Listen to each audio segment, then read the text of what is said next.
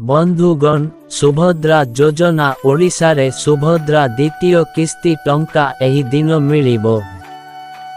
तारीख घोषणा हेई सारिछि। एथिपाई महिलांकु कोन करिबाकु हेबो जहा द्वारा आपनंको बैंक खाता रे टंका जमा हेई पारिबो। आउ विलंब नकरी चालंतु सेही विषय रे जानिबा। भिडियोटी को मूलरु शेष पर्यंत देखंतु।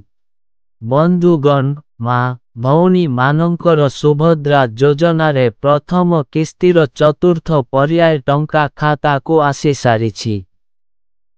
चतुर्थ पर्याय रे 18 लाख रु ऊर्ध्व महिलांकु मिलिछि टंका। आउ किछि हिताधिकारी बाकी रहिथिबा बेले सेमानंकु मध्य सुभद्रा किस्ती मिलिबा नेई सूचना देई सारिछंती उपमुख्यमंत्री प्रभाती परिड़ा। तेबे द्वितीय किस्ती आसिबा पूर्वरु प्रथम किस्तीर पंचम पर्याय टंका मिली पारे। ए नेई सूचना देइथिले उपमुख्यमंत्री प्रभाती परिड़ा।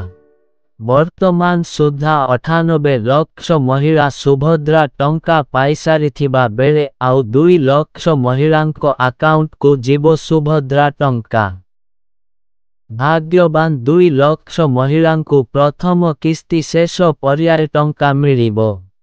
2 लाख महिलांकु मार्च 8 तारीख पूर्वरु ही सुभद्रा प्रथम किस्ती मिलिबा नेई सूचना देई सारिछंती उपमुख्यमंत्री प्रभाती परिड़ा। जेउमाने एबे आवेदन करिबे सेमाने सुभद्रा 2टी किस्ती अर्थात 10,000 टंका पाइबे, जहा कि मार्च 8 तारीख रे मिलिबाकु जाउछि।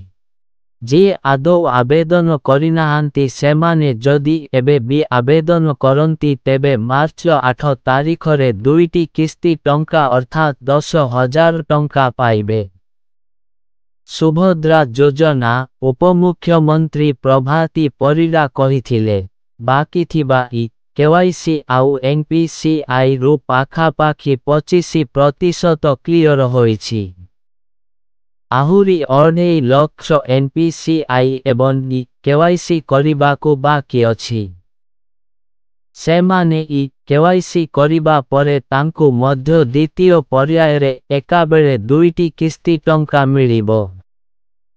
सीधा सड़क बैंक खाता को आसीबो टंका। बैंक जाई बायोमेट्रिक सह करिबाकु आवेदनकारी को अपील करिथिले प्रभाती परिड़ा। कारण एनपीसीआई क्लियर होइनथिले बैंक अकाउंट को टंका पठा जाई पारिबो नाही। सबुठु अधिक NPCI state bank of India रे बाकी अछि।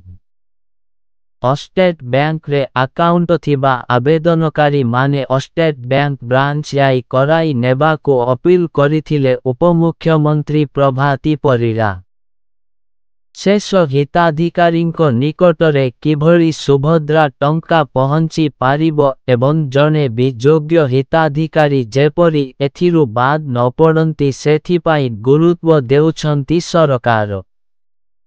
बंधुगण भिडियोटी भल लागिले भिडियो को गोटिए लाइक एवं आमर सत्य गाइडर यूट्यूब चैनल को सब्सक्राइब करिबा को भूलिबेनी।